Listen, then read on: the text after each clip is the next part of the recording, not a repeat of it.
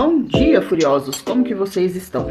Bom, eu já vou começar aqui. Cada dia eu vou falar um pouquinho sobre aquele tema que eu coloquei ali pra gente ontem, né? Como eu disse pra vocês, eu atendo mais crente e as pessoas que eu atendo, elas sempre vêm muito machucada, não pela igreja, mas machucada pela religiosidade. Então são pessoas que vivem um ativismo muito forte dentro da igreja. O que é ativismo? O cara tem cargo, o cara tá na igreja 5 dias, 4 dias na semana. Só que isso, entenda uma coisa, eu não acho ruim. Mas quando você se torna pai de família e mãe de família, o ativismo ele é ruim, porque ele vai atrapalhar o andamento da família. Eu acho que não é à toa que está na Bíblia, né? Um versículo que diz...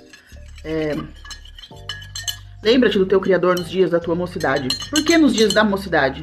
Nos dias da mocidade a gente tem tempo, tanto para fazer coisas, né, pro capeta, quanto para Deus. Então vamos fazer para Deus. Mas então as pessoas, elas vêm machucadas da religiosidade, então elas acham que tudo que elas fazem na igreja, né, de servir ali, entenda que eu não sou contra isso, aquilo ali dá para ela uma proteção para que ela não sofra nenhum dano. Então, se ela entrega o dízimo, trabalha na igreja, ela está fazendo a obra, logo as finanças dela serão protegidas. É verdade até a página 10. Depois da página 10 já não sei mais, entendeu? Ou então ela seguiu as regras da santidade, da castidade. Beleza, casei certinho, orei com meu namorado, não sei o quê. E o casamento hoje tá uma porcaria. Por que tá uma porcaria? Então quer dizer que parece que tudo que ela fez na igreja, ela fez com o objetivo de colher o fruto, de ter um bom casamento. E hoje não tem um bom casamento, embora tenha seguido todas as regras. E por que que isso acontece? Então aí as pessoas chegam até mim, tá? Meu filho, eu tô na igreja, mas o meu filho me dá trabalho. Eu tô na igreja, eu sirvo na igreja, mas o meu filho se declarou homossexual. Tá vendo? Consegue entender? Isso quer dizer que as pessoas, elas mesmo estando, né, dentro da igreja, no ativismo ali, elas não são imunes aos problemas da vida. Homossexualidade, falta de dinheiro, casamento problemático, doença, etc, etc, etc, ok? E um fator muito importante é que essas pessoas geralmente são pessoas de fé e pessoas de oração. Elas oram, jejum, leem a Bíblia, oram, e nada acontece. Ou acontece até um certo ponto, depois não acontece mais nada. Por quê? Daí elas caem aqui na minha mão. Por quê? Lembra que nós falamos de um tripé? Então nós somos um tripé. Quando nós falamos de doença, seja doença no corpo, seja doença aqui, entenda uma coisa, o que a Bíblia diz? A Bíblia diz, lá em Gênesis já começa, o princípio de tudo está sempre em Gênesis, tá? Quando Adão e Eva pecam, né, Deus sentencia Adão, sentencia Eva e sentencia a serpente. Então, Deus fala para Adão, por causa do seu pecado, a terra será maldita, nascerá espinhos, nascerá ervas daninhas, e do suor do teu rosto comerás o teu pão, ou seja, a sua vida vai ser difícil. Era legal, agora vai ser difícil. Então a Bíblia vai repetindo depois, inclusive tem um outro versículo que todo crente conhece, que diz o seguinte: o salário do pecado é a morte. Então todo tipo de doença, todo tipo de disfunção, todo tipo de problemas, ele vai ter uma base no pecado. Sim, no pecado. Mas Violeta, você disse que não se faz, não se mistura, você não é pastora.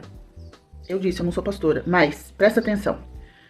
O pecado, ele sempre será a base de toda loucura, de toda doença, de todo problema. Lembra do tripé? Sempre foca no tripé. O pecado, ele vai gerar o quê? Uma quebra. E essa quebra gera um trauma. Esse trauma gera uma dor. Essa dor gera um medo. Esse medo gera um comportamento. Esse comportamento gera uma alteração no corpo. E essa alteração no corpo é o que nós chamamos de doença. Pode ser uma alteração na mente também, tá? No fim das contas, o que acontece? Mas, Violeta, por que então tem coisas que a gente ora e não acontece? Se tudo tem a base no trauma. Se tudo tem a base no trauma, você ora e as coisas não acontecem, é porque a legalidade, o porquê daquilo estar ali, não é o fato em si. É por isso que Jesus, quando ele vai curar os enfermos, ele não diz assim, você está curado da tua perna manca. Ele não fala isso. Você está curado dos seus olhos cegos. Ele não diz isso. O que Jesus diz? Os seus pecados, eles são perdoados. Mas, Violeta, por que a gente ora, então? Se a gente orar que os pecados da pessoa estão perdoados, ela vai ficar sã? Por que não fica? Aí é que tá. Porque nós, seres humanos, nós temos um negócio que também, a gente vê isso lá no Éden, que é o livre-arbítrio.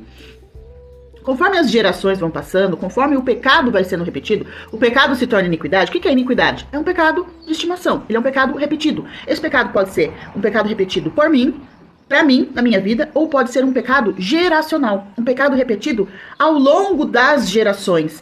É por isso que, tem gente que nem gosta dessa terminologia, existe a tal da maldição hereditária. Até tem uma galera aí que fala, não, mas a Bíblia já diz, Jesus disse que os filhos não seriam culpados pelos pecados dos pais. Aí é por isso que você também precisa orar antes de ler a Bíblia para pedir discernimento para Deus. Por quê? Jesus realmente disse, né? Falou até... Você não deve olhar para quem tem os dentes estragados e dizer, o dente do fulano é estragado porque o pai dele comeu uva verde. Então, quer dizer, o pai dele fez uma coisa errada e agora ele tá pagando. Não. Nós não pagamos pelo pecado dos nossos pais. Consegue entender isso? Olha, eu vou repetir de novo. Nós não pagamos pelos pecados dos nossos pais. Contudo, porém, todavia, nós colhemos as consequências dos pecados dos nossos pais. Então, quando você tem essa consciência, você não tem nada que doa mais num pai e numa mãe do que ver os filhos sofrendo por algo que é culpa deles. Então, às vezes, seu filho tá lá doente, na fila do SUS, não consegue ser atendido, tem que doer no teu coração que você não tem condição de pagar um médico bom pro seu filho. Tem que doer. Porque se tem alguém que Deus deu na tua mão pra você guiar, pra você cuidar, pra você evangelizar, pra você levar pro céu, é os seus filhos. Entendeu? É a tua família. Então você aí que é esposa, você que é mulher, que é mãe. Meu marido não vai pra igreja. Então o teu ministério é o teu marido. O teu ministério são os seus filhos. E geralmente os filhos, eles copiam o comportamento do pai. Então eu cansei de ver famílias que, pra namorar, o cara aceitou ir pra igreja, tudo, né? Passou aqui num certinho, uma hora que casou, ele se transformou no janho dentro de casa. E esse comportamento dele reflete nos filhos. E aí agora não vai nem o marido, nem os filhos. E o pior, a mulher não tem sabedoria, ela conta as fofocas, os acontecidos, porque a igreja é feita de gente, e o marido faz o quê? Lá, tá vendo? Por isso que eu não vou na igreja, porque lá tá um monte de gente falha. Sentada em cima da própria bunda, não limpa a própria bunda, tá olhando dos outros. Mas o objetivo dessa conversa não é esse. O objetivo dessa conversa é que todo pecado vai gerar algum problema. E às vezes o pecado é geracional. É um pecado que vem se repetindo nas gerações. E é por isso que eu sou uma terapeuta familiar sistêmica. O que é sistêmico? Nós olhamos para o seu sistema, para o seu passado, para a sua família. Nós vamos analisar. Violeta, depois que eu sei, depois que eu identifico, acaba? Não, aí vem a parte dura, a parte difícil. Que é você mudar a rota. Consegue compreender? E muitas vezes o seu milagre não chega, por quê? Porque você tem tanta fidelidade à iniquidade familiar, ao pecado familiar, ou aquilo que você fez, culpa, medo. Por isso que a Bíblia diz, o verdadeiro amor lança fora todo medo. As pessoas não entendem. Só que para você entender esse amor, para você sentir esse amor, você tem que estar com as suas emoções em dia. Por quê? Porque Deus... ele é compreendido por nós através do filtro que nós compreendemos os nossos pais. Principalmente o pai. Então imagina, se sua vida foi conturbada na relação familiar, com certeza você vai ter dificuldade de entender Deus. Vai ter dificuldade de entender Jesus. Vai ter dificuldade de entender a graça. Então você vai ser uma pessoa que fala sobre graça, que diz que busca a graça e que vive pela graça, mas os seus resultados não serão de pessoas que desfrutam da graça de Deus. Consegue compreender? E aí a pessoa não entende o que está acontecendo. E é aqui que entra o meu trabalho.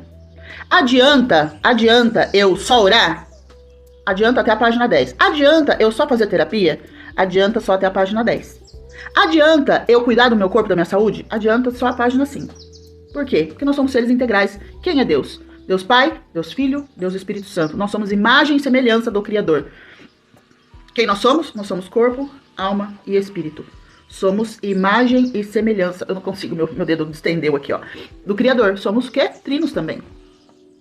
Então, só que a porta de entrada para todos os BOs entrada não, né?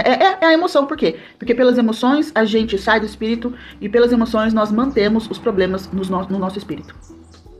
Cuide das suas emoções e tenha um ministério de respostas. Venha para a terapia ou entre no treinamento Meu Ministério.